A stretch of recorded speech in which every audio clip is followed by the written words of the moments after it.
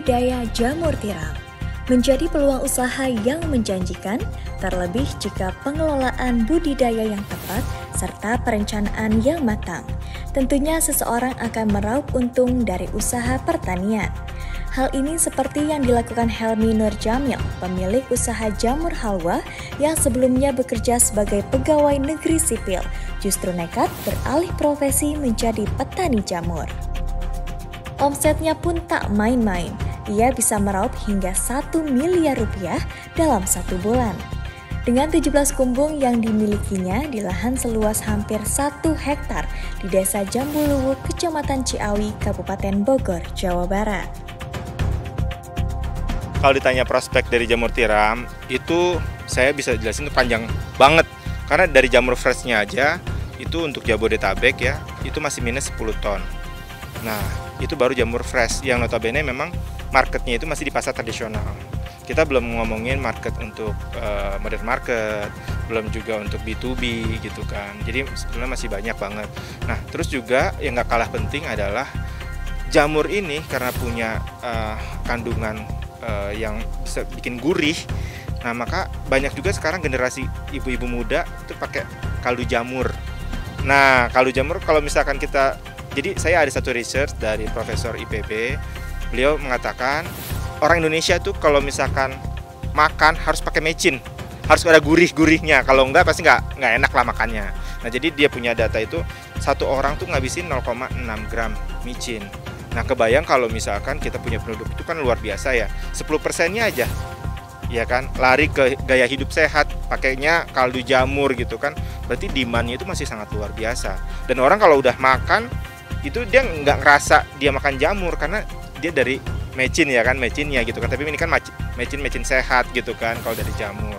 Jadi sebenarnya nggak usah khawatir kalau untuk prospektus ke depannya gitu kan, karena masih sangat-sangat menjanjikan. Cuma yang menjadi permasalahan itu adalah sekarang bagaimana kita bisa menstabilkan gitu. Jadi yang sudah berjalan bisa diduplikasi di daerah-daerah lain, karena jamur tiram itu tadi nggak bisa di delivery terlalu jauh karena memang lifetime-nya itu singkat. Omset all in ya, artinya nggak cuma dari jamur fresh aja, itu kita sebulan bisa 1 sampai 1,3 M. Menurut Helmi, usaha jamur tiram merupakan usaha terbaik karena minim resiko dan belum ada pemain besar di lingkungan industri budidaya jamur, sehingga menciptakan peluang lebih baik untuk berkembang. Selain itu, bibit jamur hampir 100% menggunakan limbah kayu. Artinya, ini adalah kesempatan yang baik untuk mengurai limbah lingkungan, karena limbah kayu biasanya dimusnahkan dengan dibakar. Tak hanya itu, budidaya jamur bisa menerapkan konsep zero waste, di mana limbahnya bisa dijadikan pupuk organik. Untuk budidaya, ini fase yang paling minim resiko sebetulnya kalau budidaya dibandingkan kalau kita bikin bibit ya, karena kalau budidaya itu pasti kita juga ada di sini, teman-teman sudah jadi mitra tani bisa juga beli bibitnya dari kita. Nah, kita akan kasih bibit yang sudah jadi, artinya sudah ready untuk dipanen gitu. Jadi teman-teman nggak usah tunggu terlalu lama juga. Nah, kalau di budidaya yang penting jangan sampai tidak disiram, karena kalau sudah kering itu totally udah nggak bisa tumbuh lah kalau udah kering gitu kan, karena memang dia butuhnya lembab dan suhunya itu juga harus dijaga di bawah dengan 28 gitu.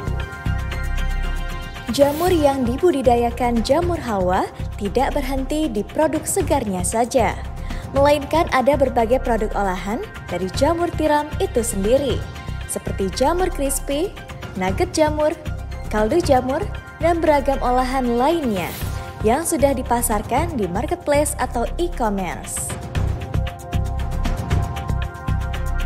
Tak sampai di sini saja, Helmi juga menargetkan menambah 40 kumbung lagi untuk meningkatkan produktivitas pasar jamur dan membuka lahan usaha jamur di Batam, maupun memproduksi tepung jamur yang siap ekspor. Dan tentunya hal ini dapat menjadi income yang menjanjikan bagi petani jamur. Dari Ciawi, Vika Novianti, Windu Wicaksono, tim TV Tani, mengabarkan.